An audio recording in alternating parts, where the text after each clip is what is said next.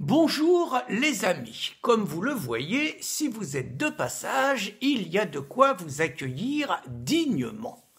Je voulais aujourd'hui vous parler de 4 décisions de justice qui font causer, on va le dire comme ça.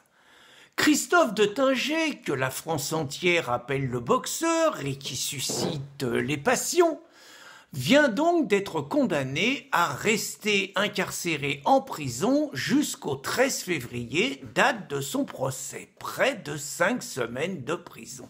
Mais il est bête ce boxeur, qu'est-ce qui lui a pris d'attaquer les policiers à main nue ?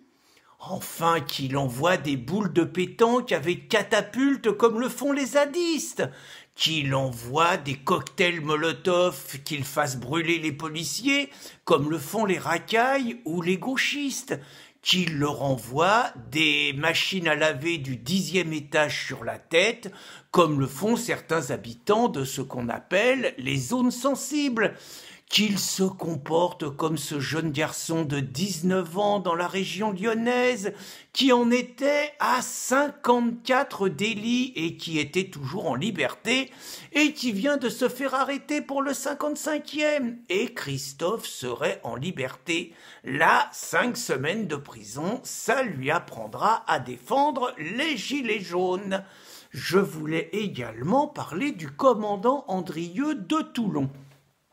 Loin de moi l'idée de juger si c'est bien, si c'est pas bien, je ne rentre pas dans le débat, je ne connais pas le contexte. Ce que je remarque, c'est que quand un policier a le malheur de mettre une gifle à un étudiant gaucho qui, on va dire, venait de lui envoyer quelques projectiles, le policier est lynché par sa hiérarchie, abandonné par son ministre et est traduit devant les tribunaux et condamné à de la prison ferme.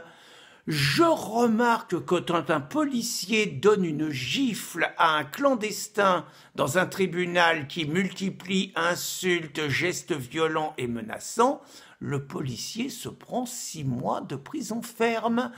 Et je remarque que lui, le commandant Andrieux, quand il cabosse des gilets jaunes, encore une fois, peut-être à juste titre, peut-être pas, il est parfaitement protégé par sa hiérarchie. Certains me disent qu'il est peut-être franc-mac, j'en sais rien. Toujours est-il que quand on cogne des gilets jaunes, c'est mieux pour un policier que de cogner des racailles ou des gauchistes. Je voulais à présent vous parler d'une vidéo que j'ai vue de Médine et de Booba. La vidéo mise en ligne le 7 janvier, le 9 janvier avait déjà été vue par 1 300 000 personnes et YouTube n'avait pas jugé bon de la retirer. Que voit-on sur cette vidéo? Nous voyons donc les 2 rappeurs en Algérie, avec pratiquement que des garçons comme public, des jeunes garçons, avec des clubs de golf qui tapent sur une effigie de Marine Le Pen. C'est bien de taper sur une effigie de Marine Le Pen. D'autre part, ils multiplient les gestes d'étranglement, les gestes d'égorgement classiques islamistes. D'autre part, on voit des images de femmes voilées et que de ça. À ma connaissance, à ce jour, Marine Le Pen est tout de même élue du peuple. Je n'ai pas entendu encore une protestation indignée d'autres partis politiques.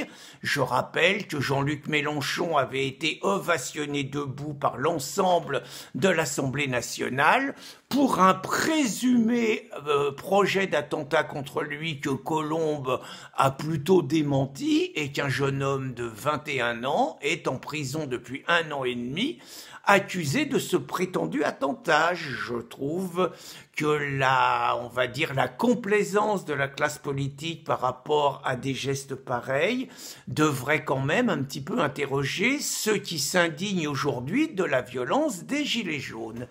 Et je vous ai gardé le meilleur pour la fin. Le rappeur Nick Conrad était jugé hier par la 17e chambre.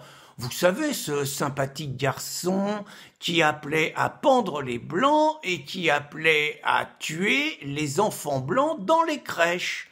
Il était donc jugé, à ma connaissance, aucune plainte d'association antiraciste, je dis bien à ma connaissance.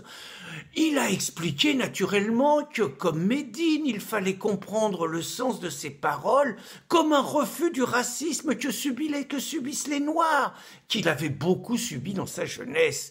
Le procureur lui a tiré les oreilles. Il a dit qu'il avait quand même fait une transgression. Mais une transgression qui méritait certes châtiment, mais qu'il avait déjà été bien puni, le pauvre, parce qu'il avait perdu son travail. Et donc le procureur n'a demandé que 5 000 € d'amende avec sursis. Je rappelle juste que Éric Zemmour, pour avoir dit que la plupart des délinquants étaient noirs ou arabes, avait lui pris des peines d'amende ferme. Je rappelle juste que Pascal Illout et moi, devant la même 17e chambre, avons vu requérir contre nous 5 000 et 4 000 € d'amende et des peines de prison avec sursis, simplement pour avoir montré la stratégie de conquête des islamistes en France. Donc voilà ces 4 exemples pour vous dire que notre avocat, Maître Pichon, dans une interview à Riposte Laïque, concluait l'interview quand nous lui demandions s'il avait confiance en la justice de son pays. Il répondait: on reconnaît un imbécile à ce qu'il dit avoir confiance en la justice de son pays. Bonne journée les amis.